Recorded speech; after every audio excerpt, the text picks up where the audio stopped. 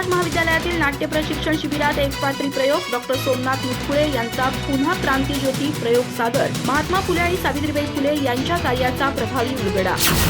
गडहिंग्लज येथील शिवराज महाविद्यालयामध्ये महाराष्ट्र राज्य शासनाच्या सांस्कृतिक संचालनालयामार्फत आयोजित नाट्य प्रशिक्षण शिबिरामध्ये डॉक्टर सोमनाथ मुटकुळे यांनी पुन्हा क्रांतिज्योती हा एकपात्री प्रयोग सादर करून उपस्थितांना मंत्रमुग्ध केलं।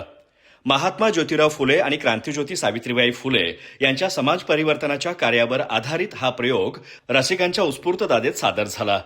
या प्रयोगातून महात्मा फुले आणि सावित्रीबाई फुले यांनी वर्णव्यवस्था, जातीभेद आणि पितृसत्ताक मानसिकतेवर केलेला प्रहार प्रभावीपणे उलगडण्यात आला।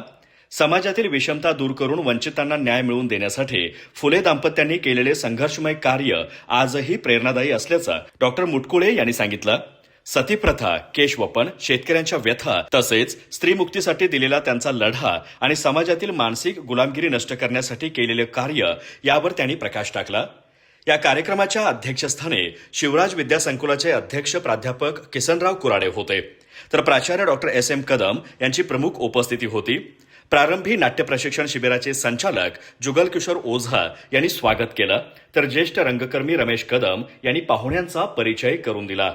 या प्रसंगी शिवराज विद्यासंकुलाचे पदाधिकारी M.K. सुतार, कार्यक्रम समन्वयक डॉक्टर रंगराव हेंगे, पौर्णिमा कुराडे यांच्यासह प्राध्यापक, प्रशासकीय कर्मचारी, विद्यार्थी आणि नाट्य प्रशिक्षण शिबिरार्थी उपस्थित होते। कार्यक्रमाच्या शेवटी डॉक्टर अशोक मोरमारे यांनी आभार मानले। अधिक माहिती आणि ताज्या घडामोडींसाठी आजच आमचे चॅनल सबस्क्राईब करा।